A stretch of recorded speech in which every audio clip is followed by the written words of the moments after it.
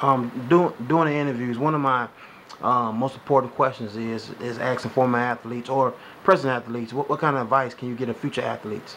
So give me some feedback on that. Well, I think work ethic is definitely, key. You got to have a strong work ethic.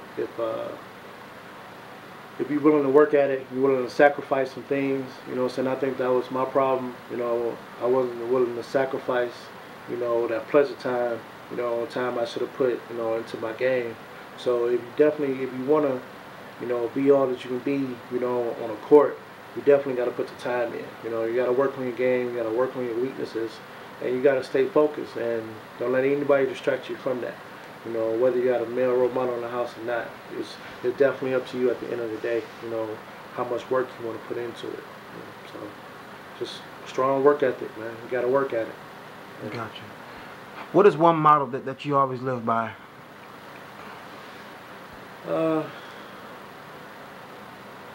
Be dependable, always, try to be dependable, but people, if I ask Skip to do this, I know he's going to do it, so I would say always be dependable, and you can translate that into team sports, being dependable being dependent on with your teammate, knowing that I know he's going to give me 100% effort, out here, what I'm saying, so definitely, always be dependable, I think that's a good trait to have and a good model to live by.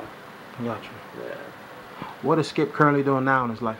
Well, right now I'm working at an automotive company called NB Coatings.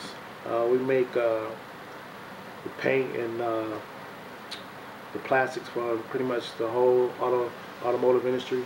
So I'm doing that. I've been doing that for the past 6 years. I'm currently married going on 9 years, 9 long years. I got 3 beautiful kids. My oldest, Shalonda, my son, Juwan, and my youngest, Chantel. So, that's pretty much, that takes the total time of my day working and keeping up with them 3. So, I'm just, I'm a husband and father, working man, and just trying to do what I can to stay out of that dirt. Gotcha. Yeah. Hey Skip, man, this is either the best interview I ever done, or it was one of the top ones I ever did, man. I appreciate I want to thank you for being on the website. No problem. I'm gonna be doing a roundtable pretty soon. Okay. Of your era and other different type of topics and stuff. Okay. So I would love to have you on as well. Okay. It's one thing I do want to add.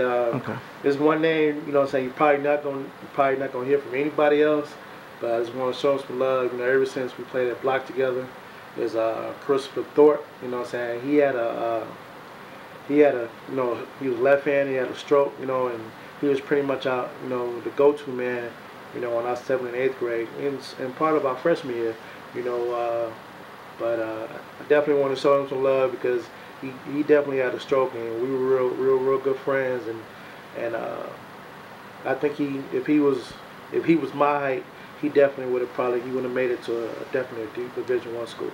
So I like to send him some love. And Eugene Johnson, he was another player that was an all-purpose player. He pretty much did it all. Rest in peace, Eugene. I want to give him some love because he definitely made me play harder my freshman year, going into high school, because he was like 6'1", 6'2" maybe, but he played a lot bigger than that. So definitely want to give him a shout out. Okay. Hey man, you're a real big guy, man. Did you ever want to play football at Central? I did at one time. I wasn't this big. In high school, I was a lot smaller. But I wanted, to play, tight end, and play a little bit. But coaches kind of discouraged it. You don't need to play football. Yeah, gotcha. You good. We need you over here. So yeah, it was cool. So I wish I would have done it now. But. That's just something that I gotta kind of live with. So I try to get my son to do multiple things, so he won't have that same regret. Gotcha. Okay. Skip, man. Once again, I want to thank you being on Athletes Lives Network. Okay. It's been a pleasure, man.